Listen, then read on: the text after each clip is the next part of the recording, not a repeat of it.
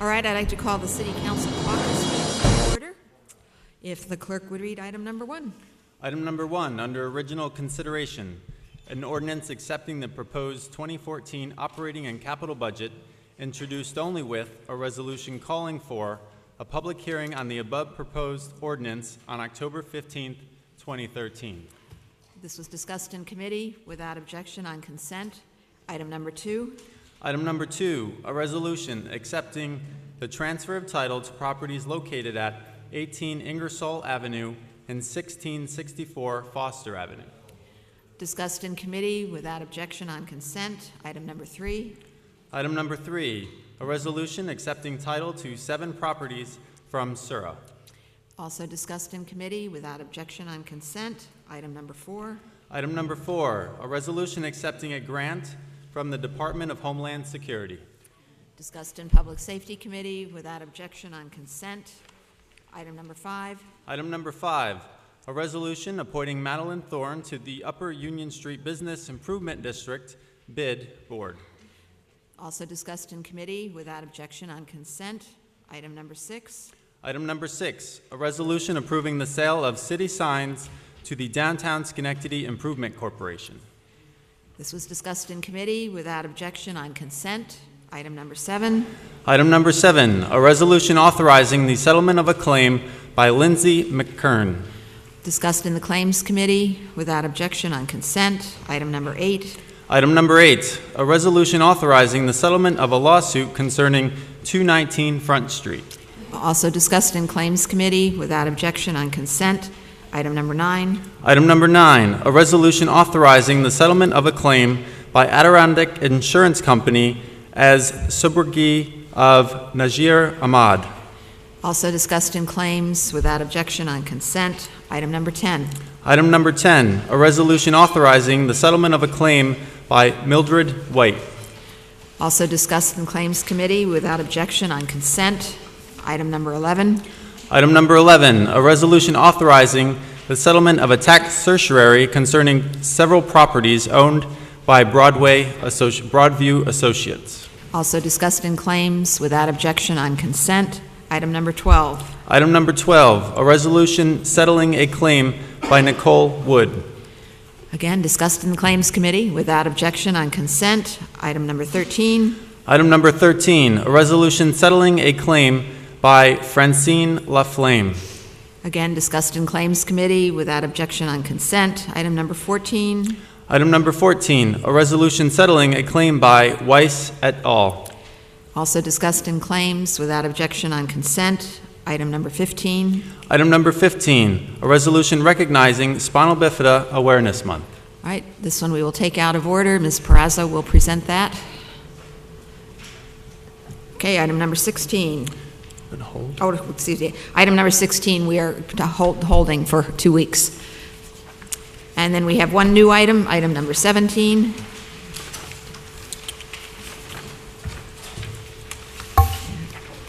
A resolution authorizing the transfer of title of a parcel of real property. And this property is at 1017 Strong Street. This was discussed in Claims Committee earlier this evening without objection on consent. Is there anything else to come before the City Council caucus? If not, I will entertain a motion to adjourn. Ms. Perazzo, seconded by Mr. Riggi. All in favor? Aye. Okay, we are adjourned.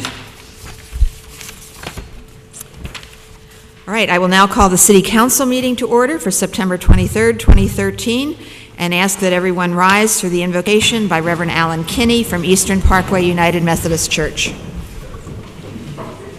I ask first that we pause for a moment of remembrance for the victims, the families in the Navy Yard, and also for the victims, the families of those in Nairobi, Kenya, and also for those suffering from mental illness who have struggled to try to get help but have such difficulty. Let us be together in a time of silence.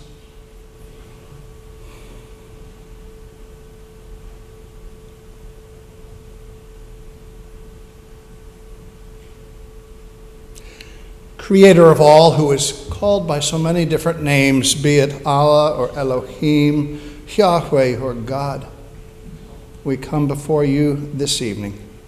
We ask your blessings to guide the works of this city, that they may be pleasing to you.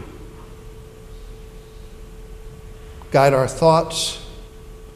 May we know that united doesn't mean we always agree, but that we struggle together for truth, for what is best for all.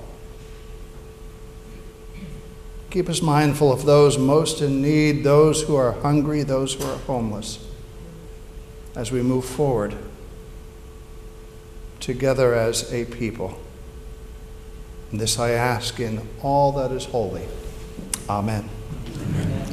I'm going to call on Beth Cervenak from New York State Taxation and Finance, one of our guests tonight, to lead us in the Pledge of Allegiance. Beth? I pledge allegiance to the flag of the United States of America and to the republic for which it stands, one nation, under God, indivisible, with liberty and justice for all. All right, if the clerk would call the roll. Ms. Perazzo. Ms. Porterfield. Here. Mr. Riggi. Here. Ms. Brucker. Here. Ms. King. Present. All right, we are going to have a special presentation right now by Beth and her friend from the New York State Taxation and Finance, talking about the STAR program and getting us up to date on all of the changes in that. So, folks, I'll turn the floor over to you.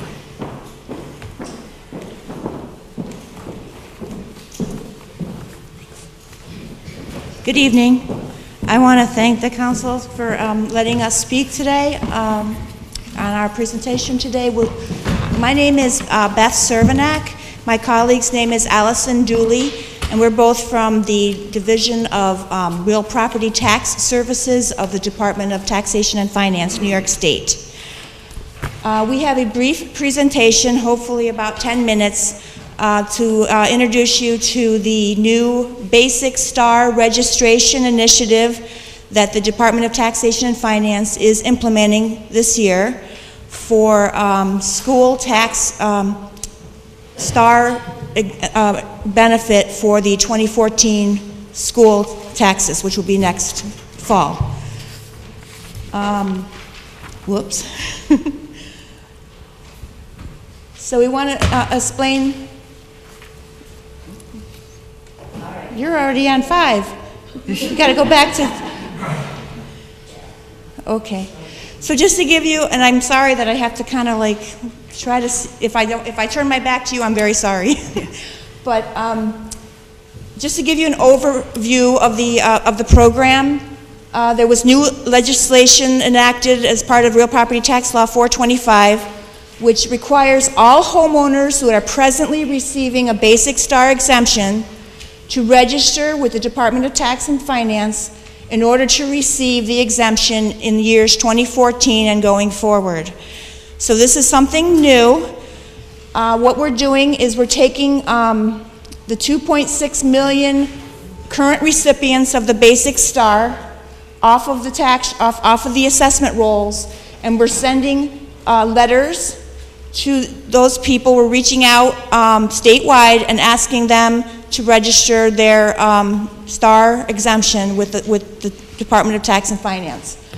So again, 2.6 million people are currently receiving the basic. Now, the third bullet is very important in that if you're receiving a senior citizen's enhanced STAR exemption, which means you're over 65 years of age and making less than $81,900 a year, your process will not change. You are not going to be part of this registration process. It's only holders of the basic exemption. So the enhanced STAR people, the seniors, are going to continue with the process that they're doing now. They're going to be registering, or they're going to be applying every year with the assessor as you normally do, okay? So there's a bullet there that says any questions you have, you're going to see this number many times. There is a call center set up at Tax and Finance. It's manned by about 150 employees that are solely charged with answering questions for people who want to call in with any questions they have about the program.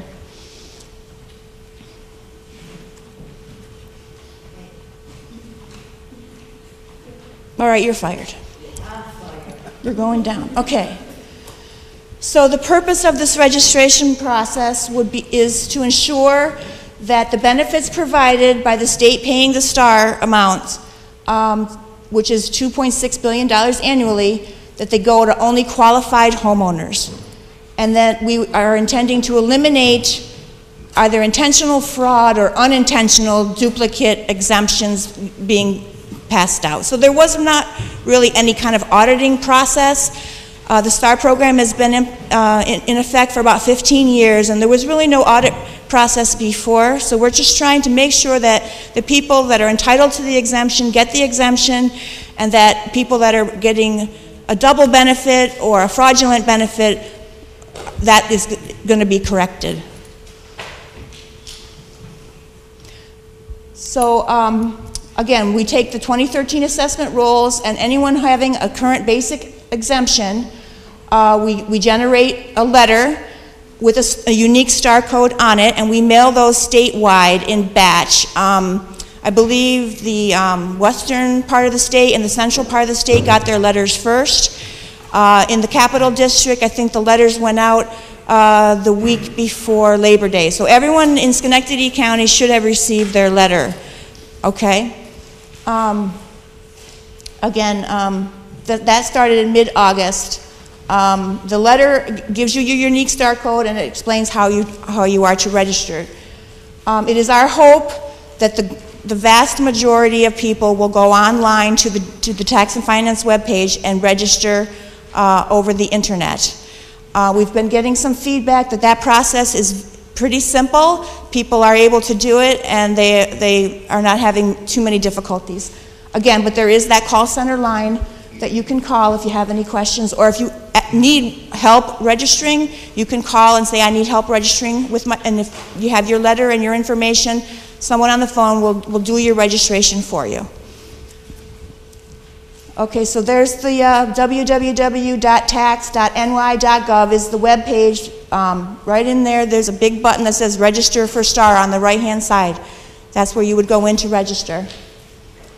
It does have a lot of information on that page. There's an overview page, there's pamphlets, there's a fact sheet of information, just a whole bunch of information that you can glean off of that website to help you understand the process.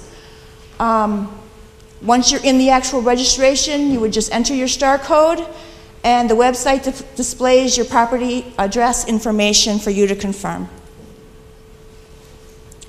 What you need to register is all of the owner names on the deed to the property with their social security numbers, and any and all spouses of those owners.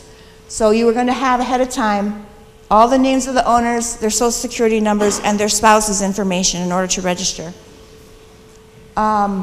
Once you enter the owner information, you're going to be asked a few simple questions. Is the property their primary residence for each person? Okay, primary residence is defined as where you live for the majority of the year, and each person can only have one primary residence. They're going to ask if any of these individual people are receiving a residency-based benefit in another state, such as Florida also has a similar homestead exemption. So if you're receiving the homestead exemption in Florida, you're indicating that is your primary residence, and you would not qualify for a basic in New York State. Primary residence, you can only have one. So if you do say you have another Florida exemption, we're going to ask you to provide the address that goes along with that property. Then we have to confirm, because there is an income limit of $500,000 of household income to qualify for basic, we're going to ask you to affirm that the combined 2012 federal adjusted gross income of all resident owners and their spouses is not more than $500,000. Then we ask you to provide some contact information, just your name and a telephone number or an email address, so that if there is a problem with the registration, we can give you a call. And then you certify that the information is true and accurate, and that's it. That's the whole process right there. So our schedule has been since mid-August. Again, we sent out the letters, and we've been sending them out by counties, and so now you have your letters. That process ends in the beginning of October. Then anyone who has not registered by December 1st, we're going to outreach to those people again and send them a reminder letter. You need to register. You have till the end of the month of December to register. So we're going to send out reminders. Once all the registrations have been completed, we compile that information, and anyone who has not applied by the deadline, the assessors are going to get a list of people who either didn't register or don't qualify any longer for the basic exemption, and they're going to get a list to take off the rolls those exemptions of people that are not eligible or have not registered.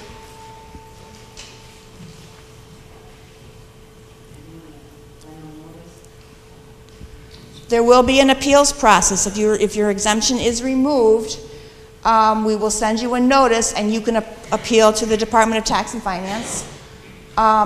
We'll make a determination, and if you don't like that decision, there's another appeal process that you can go before the Real Property Tax State Board. The local Board of Assessment Reviews in the towns or city, they're not going to be involved with the appeals process. There's also a lookup feature, so if you've lost your letter with your star code and you're in a panic, there is a lookup feature. You just have to put in your municipality, your name information and address, and it'll try to look up the information. So if you do lose it, it will try to provide you your code. We're trying to do a very rigorous communication / public relations outreach program. Allison and I are here tonight not only to give you this overview presentation, but once we are done, we're going to go out to the corridor with 2 laptop computers, and anybody who wants face-to-face assistance with registering, we will do that for you tonight. You just need to have either your letter or, if you have your letter, you'll have your code. We can either do that or look you up. And then if you have the Social Security numbers and names of all owners and spouses, we can register you. Okay, anyone who is a new owner of a property, so you've purchased a property after taxable status date, which in most places is March 1st, so you're new to the STAR program, you still have to apply with the assessor. Fill out an application, give the information. The assessor goes through the process of putting you on the system and getting you affirmed that you are going to get a new basic exemption. So that once those new owners are on the rolls for 2014, there'll be another sub-process where we're going to take those new owners and we're going to send them a notice so they get registered for next year also. And this is just our information, the web address, www.tax.ny.gov, the call center number, 457-2036, and you can even submit questions via email to our orps.star unit. So there's several ways you can get help and information. Okay, thank you very much, and we'll just remind everyone that if anyone has questions or needs assistance, that you and Allison will be out in the area right outside here and be glad to help anyone, and we really appreciate you taking the time to come over here. Thank you for having us. So thank you very much. Okay. All right, we're going to just pause for a few minutes while they get their computers switched around, and then we'll continue on with our out-of-order resolution.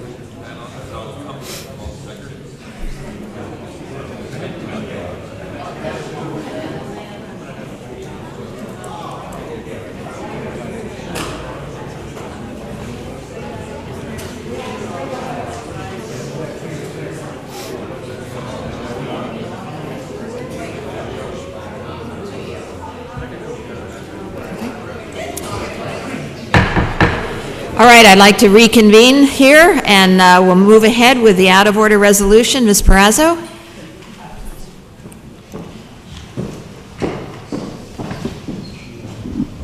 Okay, I'd like to call the people from the Spina Bifida Association up. You can come right around and in this door.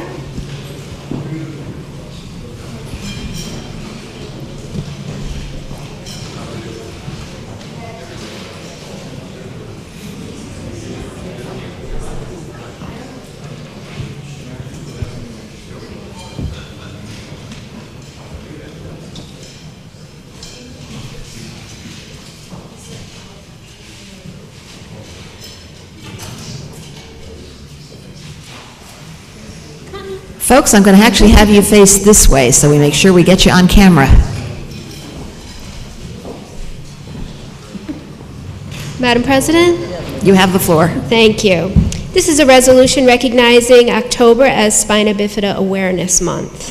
Whereas October is Spina Bifida Awareness Month, and whereas the number of individuals living with all forms of spina bifida, the nation's most common permanently disabling birth defect is estimated by the Centers for Disease Control and Prevention to be as many as 166,000.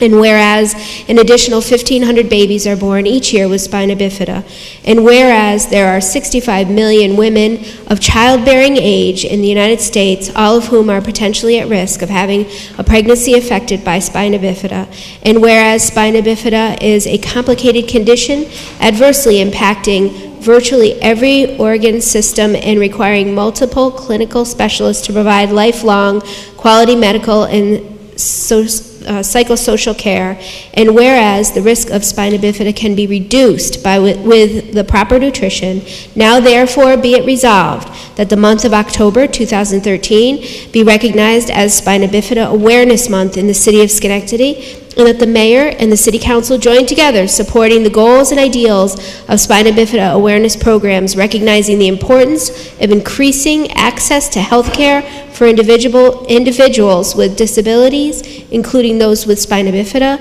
and raising awareness of the need for healthcare facilities to be accessible for individuals with disabilities. I move the resolution. All right, seconded by Mr. Riggi. All in favor? Aye. Okay, congratulations then.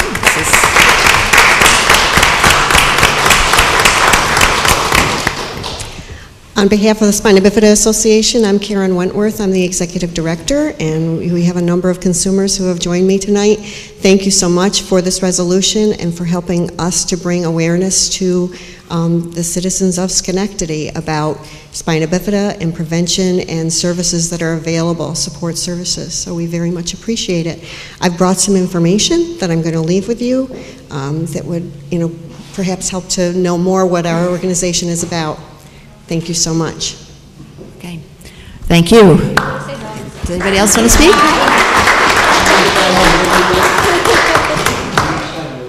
If you want to thank people, or?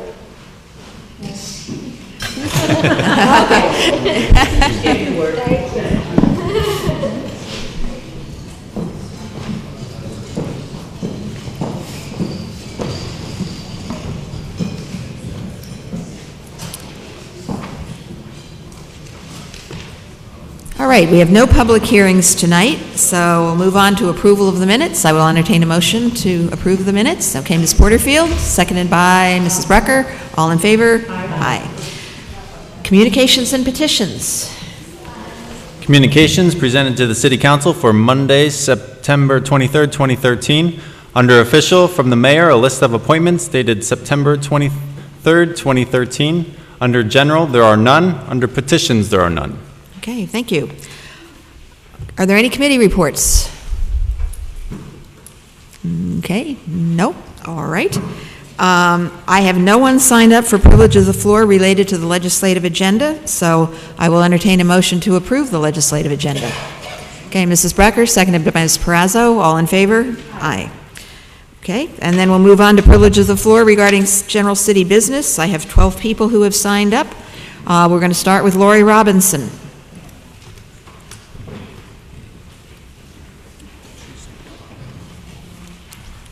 Hello, good evening, Councilman.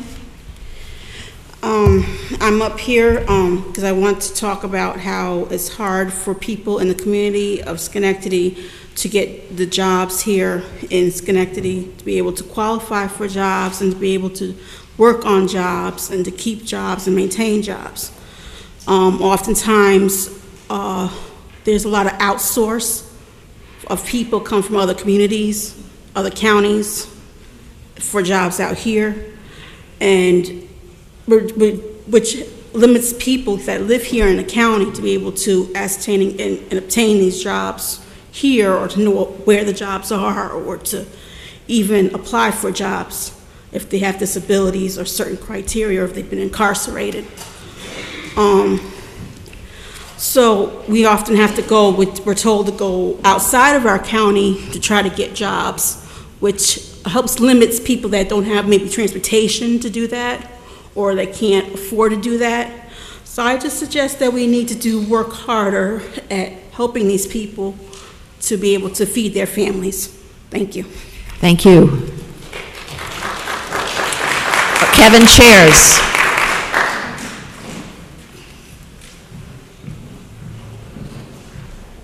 Hi, City Council, Mayor. I'm still up here. I got a petition about our streets in Schenectady. Page Street, Schenectady Street, Fanfold, Strong, Westover. Our sidewalks are bad, our curbs are bad. I got a petition here. I ain't gonna make no copies yet to give it to you, but we would like you to look into it. We see all the other streets getting done, except for Hamilton Hill, where we live at, where people pay taxes at, and we want something done. So we'd like to have something done. Thank you. Thank you. Deborah Rembert.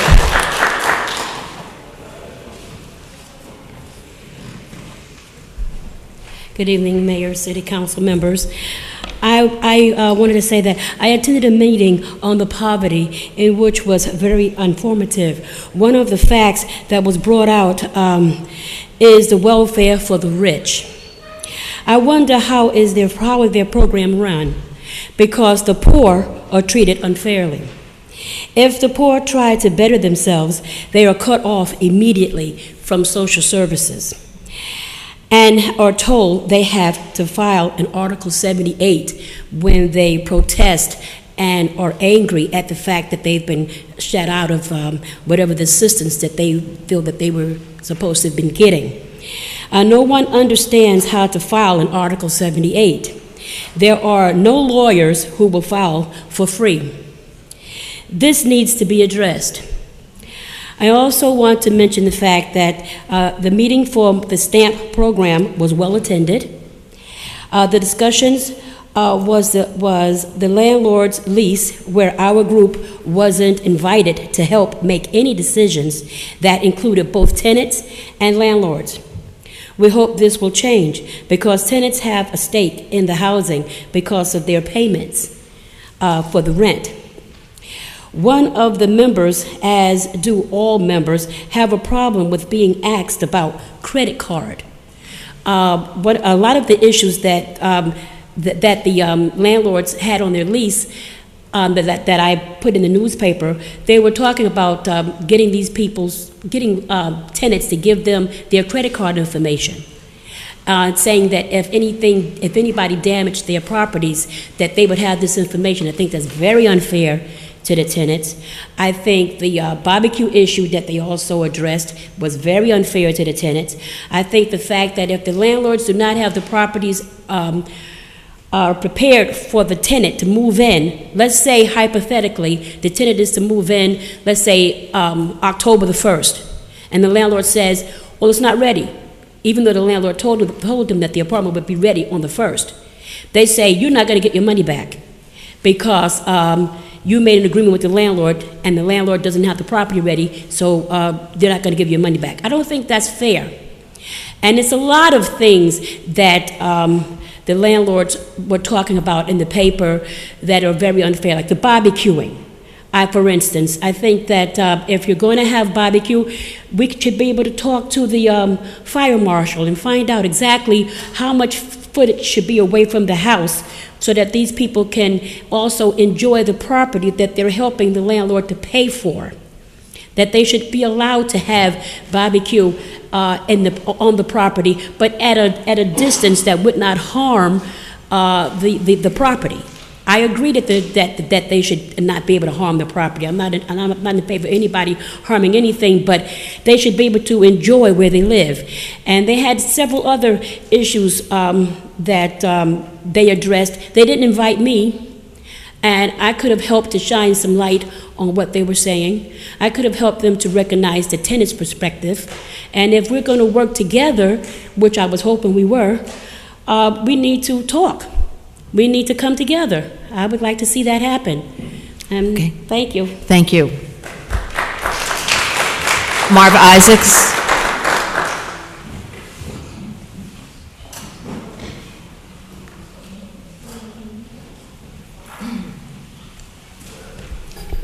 Mr. Mayor, City Council, I'm very disturbed over a wall that's going to be put into Burrell Park. We are the neighborhood association, and nobody told us about this wall that's going to be put into Burrell Park. You just can't come. When you need us, you come to us. And when you don't need us, you don't care about us. You don't care about Hamilton Hill, period. Nobody cares. You're going to put a wall in Burrell Park for graffiti. Come on now. We cannot have that. Why didn't you put it down in Central Park? Or put it by the courthouse in the park there, but Burrell Park, because we do not count. Y'all do not count us. If you had come to the neighborhood association and talked to us, we could avoid this. But nobody think that we are. You could come and talk to us, but you come and talk to us when you want to vote, and we accept you, and now you want to put up something in our neighborhood. And I think it's wrong. And just like how they pulled Berlin Wall down, they could pull this down. Thank you. Thank you. Tony Bonhomme.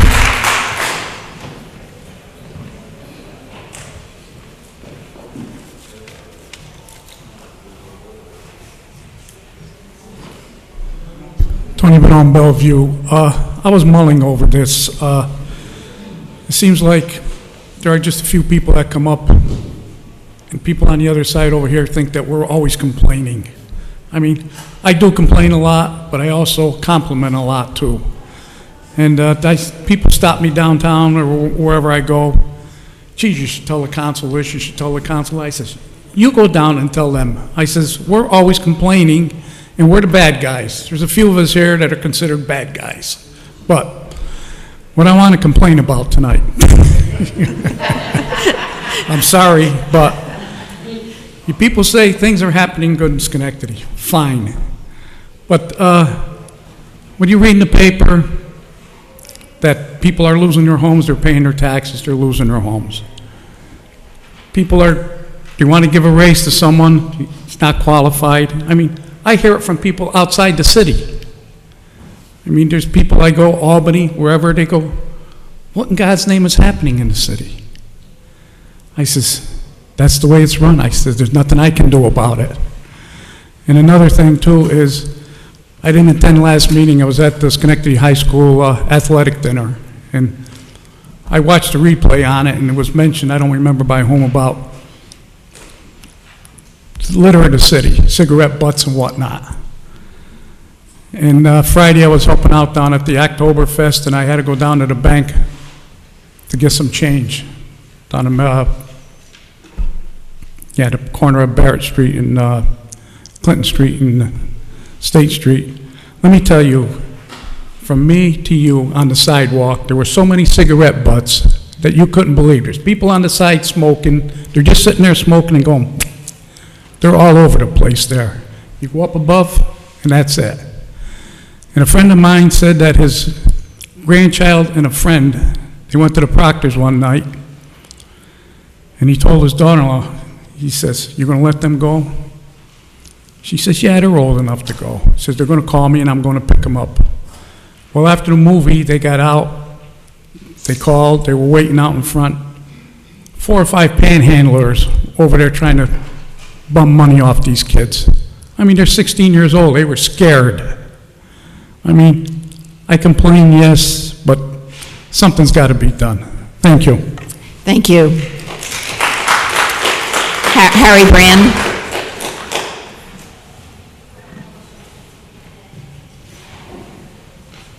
Harry Brand, resident of Schenectady. First, I'd like to have you correct the minutes from the last meeting. I had stated that there were no salary freezes over the last 6 to 8 years, not that there were salary freezes. I don't understand how you're running this city. We elect you people to direct our hired people, and when does it happen? Are they directing us? Who is directing our elected officials? I don't understand. 2 weeks ago at the meeting here, I talked about Weaver Street and Edison Avenue. It's a disgrace for the city or any other city or any piece of property, any place. And nothing happens.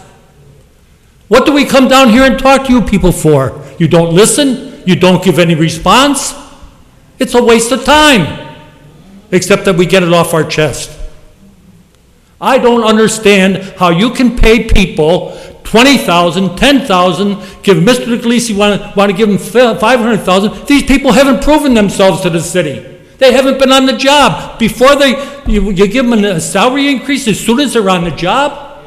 You want to give the new assessor $9,000? He's not on the job. He's not certified. Where do you get this? You're supposed to be intelligent people leading our city, and you're a big letdown. It's a disgrace, in plain English. We got a couple people on the council that have a little common sense, and where the rest of you people are, I really don't know, to be honest. I mean that, seriously. Get down to business and do the job you were elected for the taxpayers. Not the employees. They get taken care of through their unions and everything else. The salaries they're making, it's outrageous. The way they drive our city vehicles, it's a disgrace. I followed a city truck this morning, and I'd hate to tell you, he would never drive his own vehicle the way he drove a city truck. There's no leadership. Do you have a policy, a procedure for every job in the city? You don't even have it for your restroom cleanings here. Your slop sinks are filthy. Toilet tissue sitting on the floor. How do you wash it, John? With toilet tissue sitting on the floor. I don't understand how this city operates. Our mayor sold 100 houses. You got 1,000 to go, and by the time they're sold, you'll have another 1,000. That's not solving everything in the city. You got to get after our leadership. Our supervisors, our managers, department heads, they park around City Hall. What are they talking about?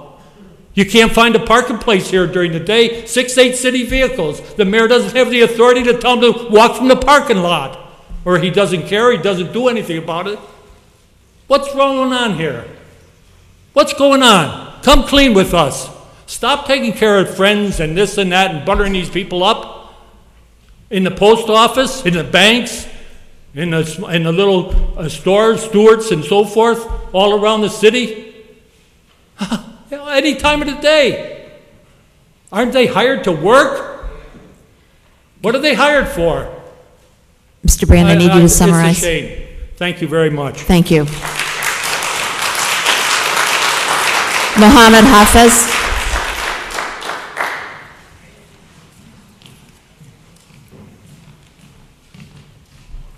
Good evening, Mr. Mayor, City Council members. My name is Mohammed Hafez and I live in Schenectady. Today's edition of the Daily Gazette published a letter from a group called Schenectady Recycles. The group has a website called greenupschenectady.org. The letter probably is an answer to calls for the heavy enforcement of the recycling law as the only way to increase recycling in Schenectady. The mission of the group, as I read it from the website, the committee is to improve the recycling rate of the city of Schenectady through public education incentives, multimedia, outreach to community organizations and schools, and through working with the city neighborhood revitalization / waste collection staff and other concerned residents. Well, this group is using words like research, education, cooperation, partnership, and incentives to accomplish their mission. This group should really be commended for its approach in attempting to accomplish their goal. It scares me, however, how some people think that heavy-handed enforcement is the only way to solve city problems. What's not helping the cause is describing some city residents as violators, scofflaws, and advocating that a crackdown is the only way to solve the problem. The city is working hard to recruit people to move in and make Schenectady their new home. The last thing we want is a bunch of new officers opening garbage bags, writing tickets for not recycling milk containers and tuna cans. The group is looking for volunteer speakers, community organizations to help accomplish their mission. And the Mount Pleasant Neighborhood Association would be more than happy to help them accomplish their goal. Please give us a call. And before I go, I also agree with Marva that no one comes to the Neighborhood Association when there's a project going on and to ask our opinion and our input, as we don't exist. Thank you. Thank you. Kristen Palmer.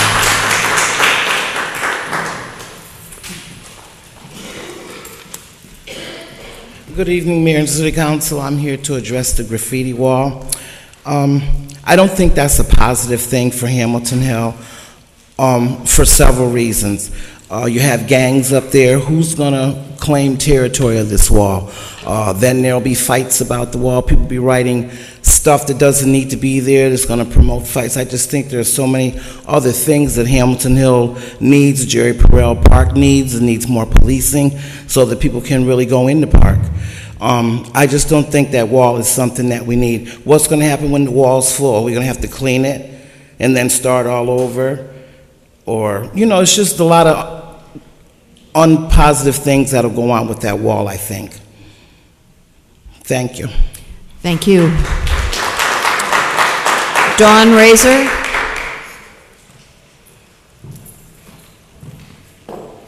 Good evening, Mr. Mayor and City Council members. My name is Dawn Razor. I live on Page Street. I have been born and raised on Page Street, and it sadly troubles me that the violent and the drug activity that is going on in our neighborhood. You can go on Schenectady Street at 5 in the morning or at 5 in the evening. There are people selling drugs. There are people rolling dice in the middle of the street.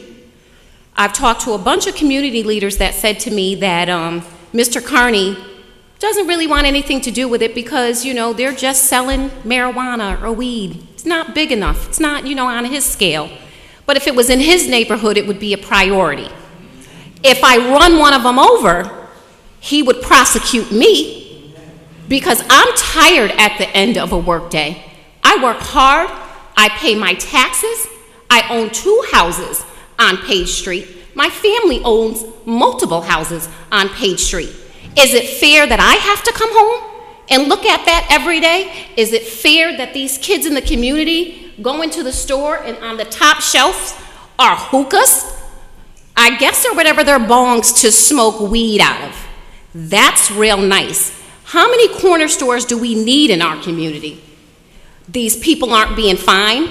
You can walk into their establishments and these people are asking you, are you straight? You need sour? You need diesel? I'm very educated, and I'm assuming that means smoking weed, you want anything. It's absolutely out of control. They have moved basically from one end of Schenectady Street, from Van Vost to Strong. They have a little section. Now they have set up shop not only at the corner store, but now they are on an abandoned building, somebody's property, where there's kids playing. There's all kinds of stuff. These people go to work every day. Is it fair that we have to live in such conditions? And I have to second the motion of this gentleman back there. I don't know where he is. You guys are elected. Is this what we elect? City council, police chiefs? I don't get it. I don't see a cop car there until somebody gets killed. Somebody is going to get killed before 2013 is over just because of the activity over there. Nobody's paying attention. I hope you figure out that we're paying attention because elections are soon. Thank you. Beverly Perryman.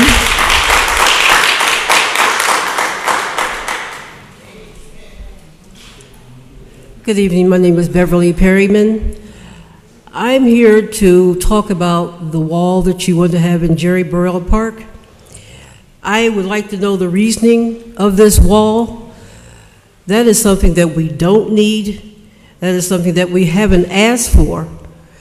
I think that whoever has decided to have this wall needs to think about what they're doing and get in touch with the community at Hamilton Hill. We are striving to better our community, and we need your help. Thank you. Thank you. Joy Hall.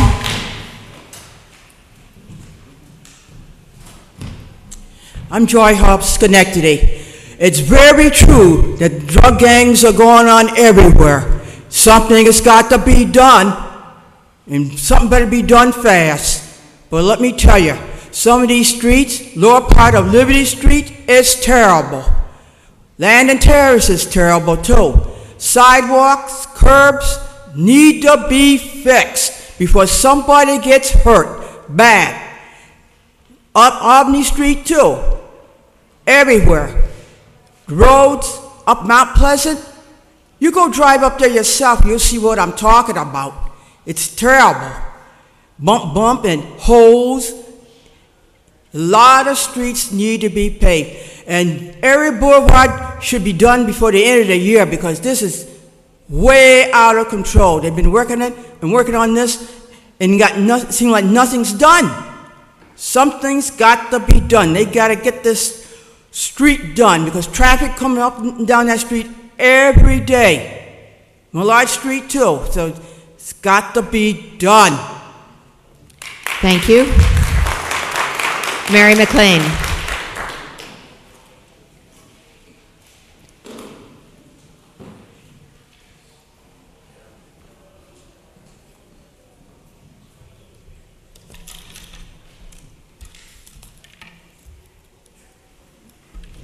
Good evening.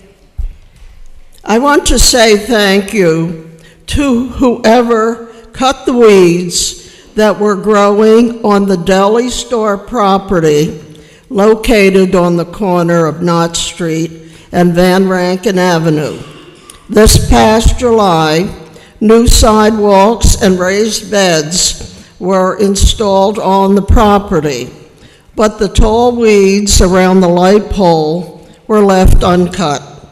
I paid a visit to the store operator and volunteered to remove the weeds.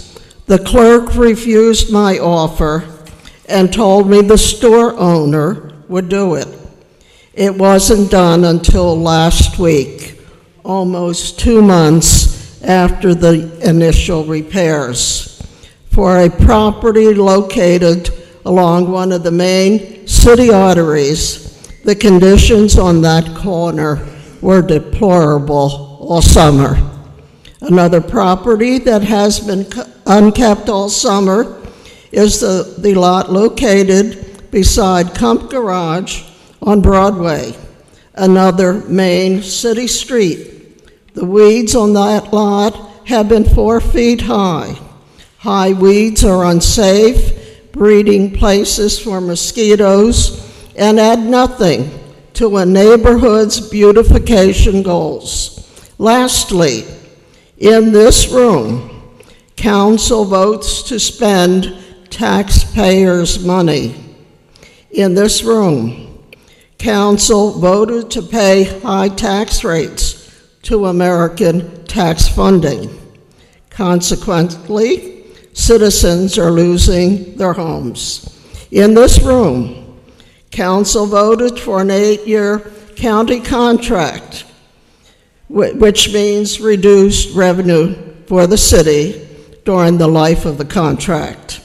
In this room, council voted to give $500,000 to a private developer for his fiefdom.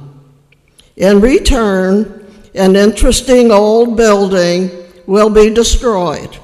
Has anyone noticed the interesting details above each window of that structure?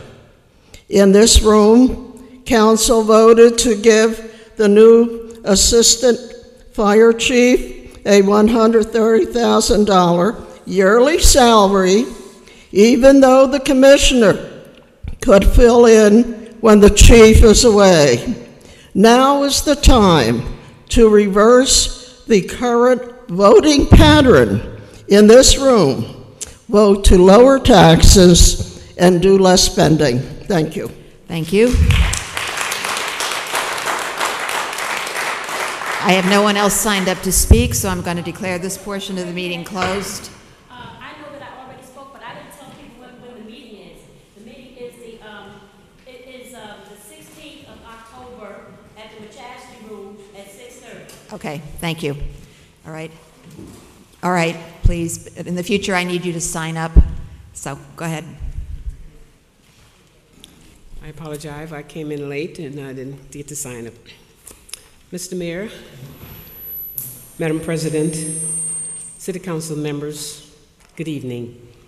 I am Reverend Diana Fletcher. I'm a homeowner in the city of Schenectady for 43 years, and I pay my taxes.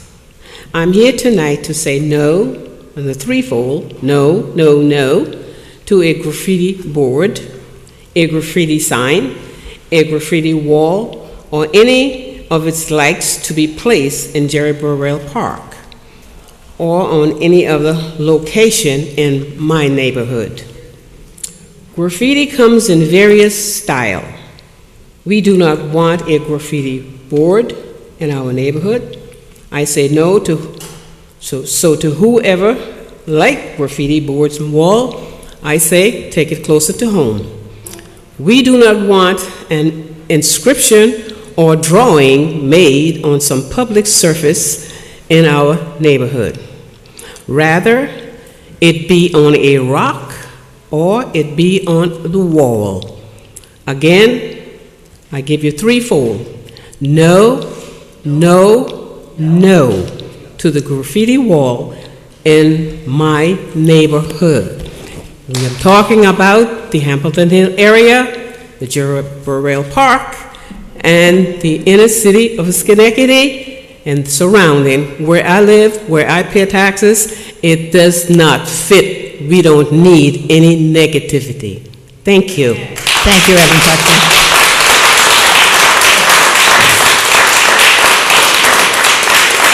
All right, now I am going to declare this portion of the meeting closed, and we'll move on to miscellaneous business of the council. Ms. Prazzo. Okay, so let's talk about the graffiti program. It is multi-layered, starting with the city identifying properties that are both municipally owned, nonprofits, and business. And we hope to increase that into residential soon.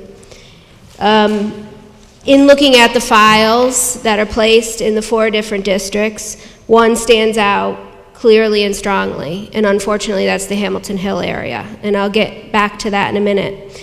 So the city cites the properties, and we also tell the the business owners and the nonprofits that we have a no-cost way to cover and remove the graffiti for them. That no-cost way is through using a work program with our county inmates, also using youth that are on probation for various offenses, and using people that are in our alternative to incarceration program, along with some funding from the city IDA and generous donations of both volunteer time and supplies from Home Depot. We will be sending out teams of 20 to 24 youth for every Saturday in October to cover and remove graffiti through all of our neighborhoods. This program has taken me about 6 months to research, and a tremendous amount of meeting time and effort has gone into creating a program that has absolutely no impact on our taxpayers and removes graffiti and also doesn't have impact on the bottom line of our businesses and our nonprofits, while also taking care of many of the foreclosed homes that now are boarded up in the city that the city owns. And hopefully we'll be making a connection between some of the youth that may be doing some of this tagging, which we do not wish to encourage, and the actual youth that are covering the graffiti. So that's that. Now, in my research, which was long and arduous, the majority of the successful programs include a positive expression wall. In other words, a place where you could have positive mural contests, where youth can express themselves in a positive manner, where they're not tagging buildings and houses, but they have a place to go to express themselves. Hamilton Hill was chosen as a privilege, not as the last resort, in the fact that they have the most taggings by far, second to the stockade. It clearly is indicated tonight, and I respect that, and I thank everyone for coming out, and excuse my back, but I do have to face this way. Feedback is very important, and I welcome it at any time. My cell phone is on the website, my email is on the website. You come and use privilege of the floor. But I want to make something very, very, very, very clear. This was a good thing, not a bad thing. Now, that being said, if the neighborhood does not want it, that's fine. We can find another place. However, I feel that it's unfortunate that we're wondering about the what-ifs and not the actuality of what this board might do, and that we're reducing the chance for our youth to actually have a positive experience. And yes, it's only a removable board, and yes, we have a group of youth that have already signed up to whitewash and watch the board and make sure when there's something inappropriate up there that it gets painted over. So I do find it unfortunate that we're taking this opportunity away from our youth, because I think it could be a good thing. I think we could have the Hamilton Hill Arts Center do a mural contest on it. I think we could have the Boys and Girls Club do a mural contest on it. And I think it could have some really positive outcomes. But that being said, I welcome continued feedback. We were going to pilot it in Hamilton Hill, and we were planning on adding 4 or 5 other locations throughout the city. So I do need to clear up that in no way, shape, or form was this any sort of a, well, we'll just stick it on Hamilton Hill because they don't care anyway. This was a privilege, and it was a positive thing, and it was well thought out, and it was well researched. So, again, I thank you, because this is part of the process, and if Hamilton Hill wants to invite me to a meeting, I'm more than happy to go and talk about this further. And I, again, continue to welcome all feedback and information. Thank you. Thank you. Okay, Ms. Brucker, you were...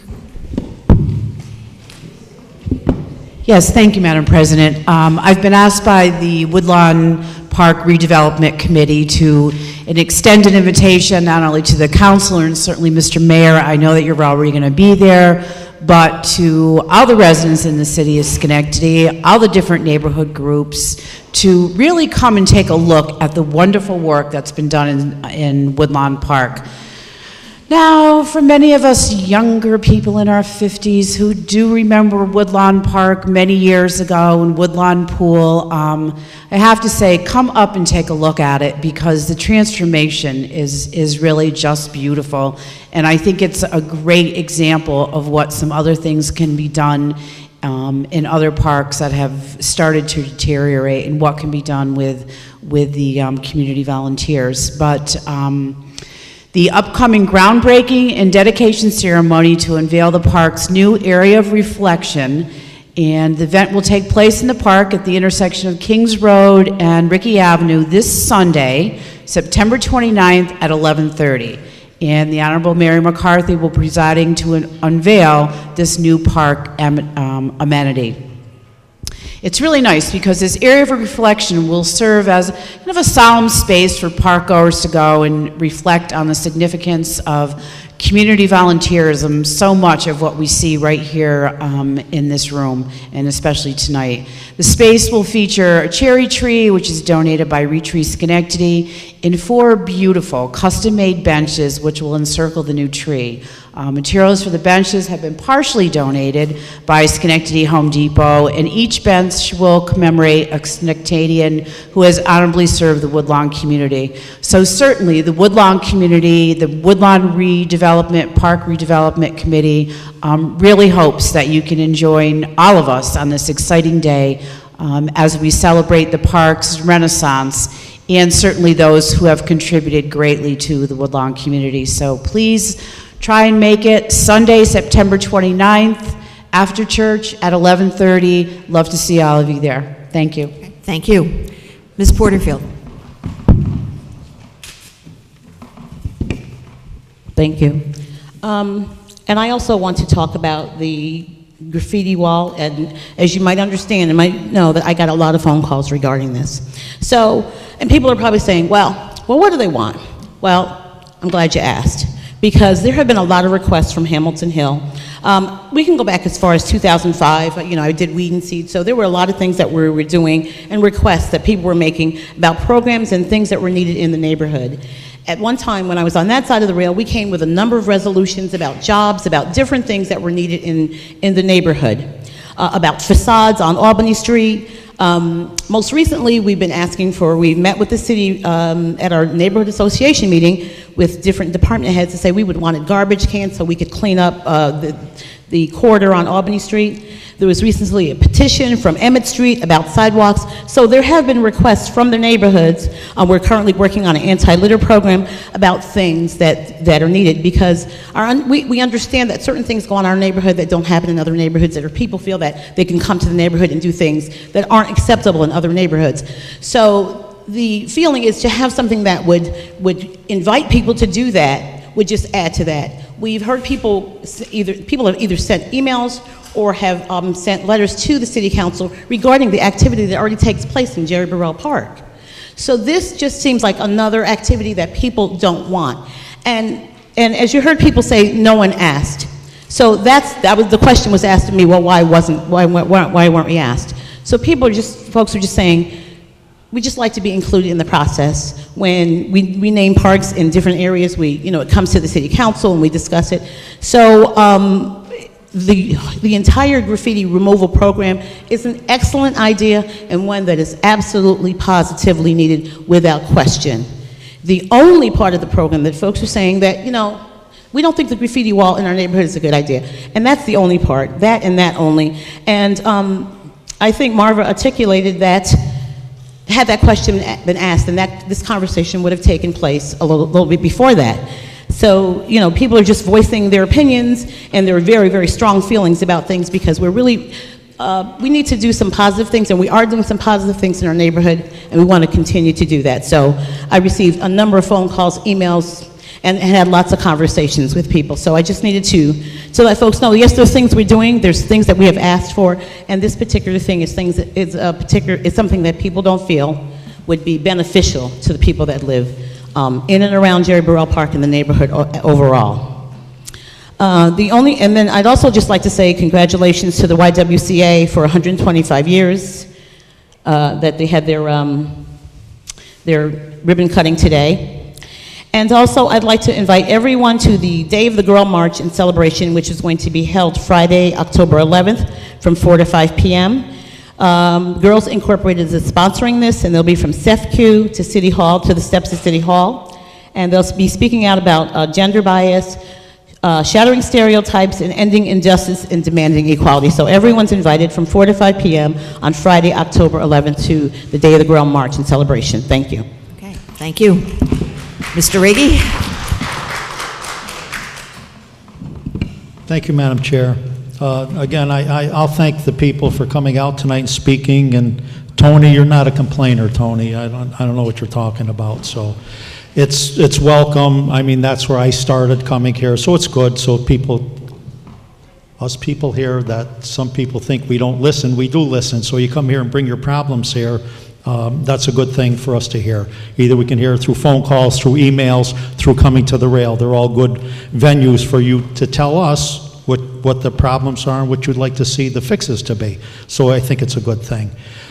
About Burrell Park and the problems, not about the graffiti wall, I'm not going to get into this, but about Burrell Park, I've been talking about Burrell Park for quite a while, and that we need more enforcement there. And I had the police chief in a committee meeting, and I basically, grilled him on Burrell Park and how we need more enforcement of the law there.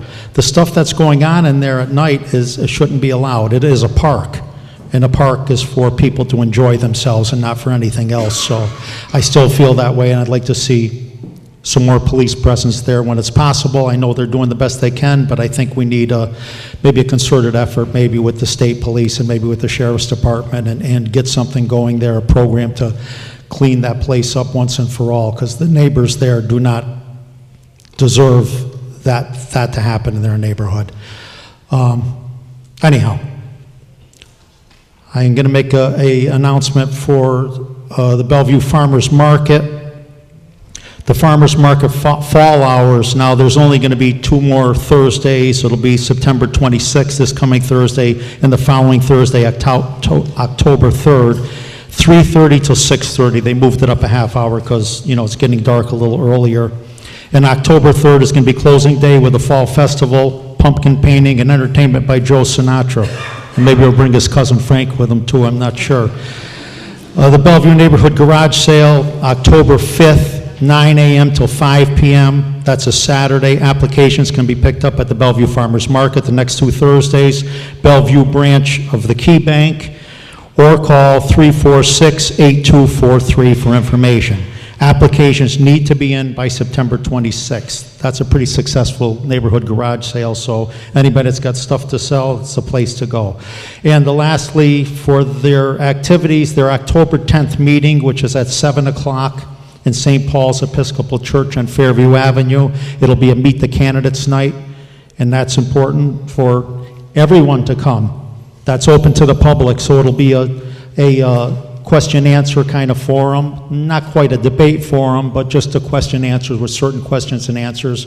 And it's something that's good, because there's only a couple of those that go on during the election season, so it's a good thing to hear what your candidates have to say so you can make a conscious decision when it comes time to vote. So I would advise you, please, anybody in Schenectady, to go to the association meeting on October 10th, St. Paul's Episcopal Church at 7 p.m. Thank you.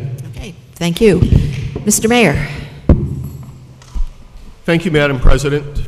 Again, thank everyone for coming down tonight. The graffiti package that Councilmember Peraza put together, I think, is really one that is impressive. I will tell you tonight, we're not going to put a graffiti wall up in Jerry Burrell Park while it's creating this level of controversy.